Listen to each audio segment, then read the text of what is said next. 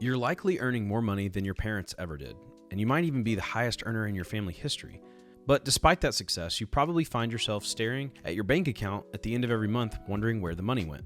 That feeling is not a sign that you lack discipline or suck at budgeting, and the reality is that the math changed on you while you weren't looking. The math is undefeated, and here's what it says. $80,000 in 2026 buys about what $30,000 bought a generation ago. These costs didn't just creep up slowly enough for you to adjust your lifestyle, they sprinted while your income walked. And now that gap is so wide that the middle class your parents lived in basically doesn't exist anymore.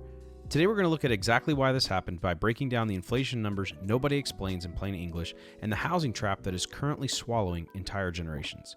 We'll also look at what this kind of chronic financial stress is doing to your brain. Once we understand the problem, we'll talk about a real framework you can use to move forward, starting with the one number you need to know before anything else makes sense. Section 1 is the math that nobody showed you. Let's take a look at the number on your pay stub. Earning $80,000 sounds like a solid income, and since the median household income in the US currently sits at $83,730, you are technically right in the middle of doing okay. This is the story the headlines tell, and it is certainly what your employer thinks when they cut your check. The part they leave out is that the $80,000 you earned in 2020 now requires at least $92,000 in 2026 just to buy the exact same things. You aren't buying more stuff or living a flashier life, you are just paying more for the same groceries, gas, and rent. If your salary did not increase by at least 15 to 20% over the last few years, you did not stay even. You actually took a massive pay cut that just never showed up as a deduction on your check. The government uses the Consumer Price Index, or CPI if you've ever heard it that way, to measure inflation, and that number hit 6.18% heading into 2026.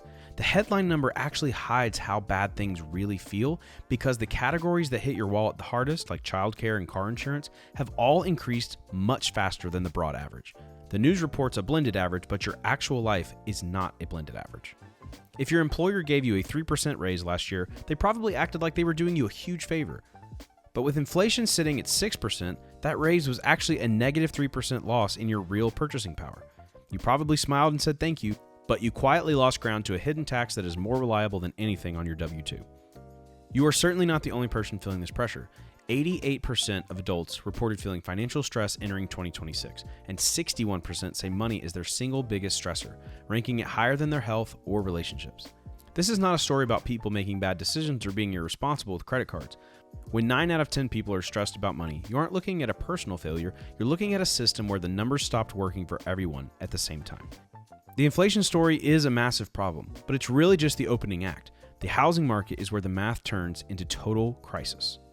There is one specific number that explains why your parents could buy a house on a single income while you probably cannot. The median home price in the United States currently sits between $414,000 and $420,000. But the median household income is only $83,000. When you do the math, that gives you a home price to income ratio of 4.9. Most financial experts agree that a healthy ratio is 2.6, which means you are currently sitting at near double the recommended limit. That 2.6 figure is not some impossible goal. It's simply the level where buying a home does not consume your entire financial life. Since 1980, home prices in America have climbed 551%, while incomes only grew by 373% over that same period. This massive gap represents $31,495 in annual income that you would need to earn today just to stand where your parents stood when they bought their first house. You would need that extra $31,000 just to match their lifestyle, not even do better than them. The years following the pandemic made the situation even sharper.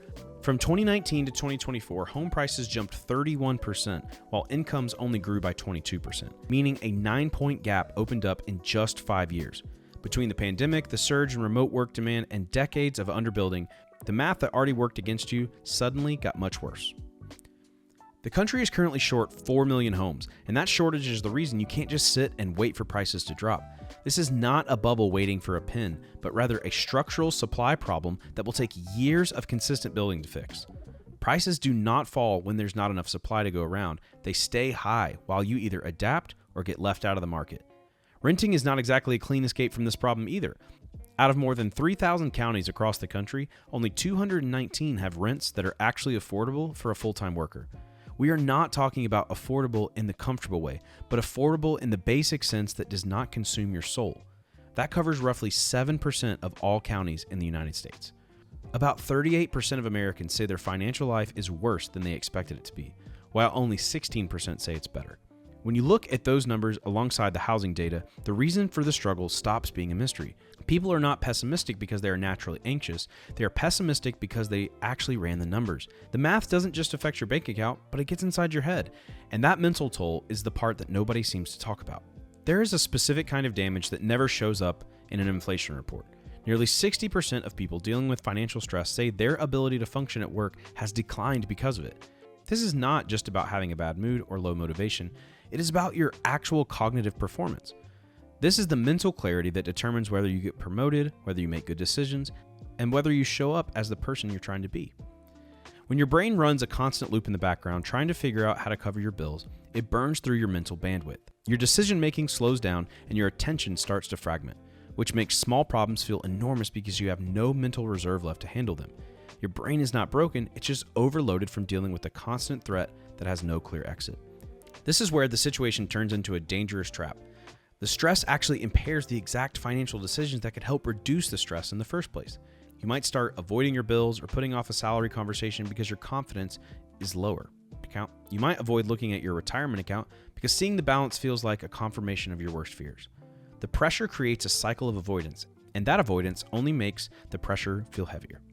About 27% of Americans have less confidence in hitting their retirement goals than they did just a year ago. Among Gen X, that number jumps to 38%, and for Gen Z, it sits at 32%. The people who need to be building wealth right now are the ones pulling back, and that's not because they're irresponsible. They are pulling back because the math stopped making sense and the stress finally kicked in. Currently, 38% of people rarely or never have money left over at the end of the month. This is not a spending problem. It's the sign that the cost of basic stability in 2026 has exceeded what the middle class income can actually provide. This is what it means to be the new poor. It's not about a poverty line, but the gap between what you earn and what it costs to feel okay. Having a home, a car, a little cushion, and a retirement account is the goal. That gap is real and documented, and the sooner you stop treating it as a personal failure, the sooner you can start closing it. So what do we do about all this? Well, the framework you need isn't about a total life overhaul, but rather a specific sequence of moves. First, you have to stop measuring your current progress against what things cost back in 2015. What counted as doing okay 10 years ago is a completely different number today. So you need to recalibrate your expectations immediately. You aren't actually falling behind the person you used to be, but you are operating in a brand new economic environment where the math has fundamentally shifted. Second, negotiating your salary is no longer an optional career move. If you're still earning what you made in 2020, you have already absorbed a real pay cut of 15 to 20% in terms of what your money can actually buy. Asking for more isn't being aggressive, it's just basic arithmetic. And you should bring the consumer price index numbers into that conversation because your employer is definitely already looking at them. Third, if you're currently renting, you should look at which counties in 2026 have wages growing faster than home prices.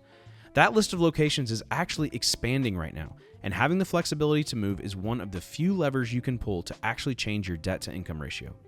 Fourth, you need to build your financial body armor before you do anything else. An emergency fund is never going to make you rich, but having that cash sitting there changes how your brain operates when you're under pressure. When you finally have a buffer, the stress loop in your head quiets down enough for you to start making better long-term decisions.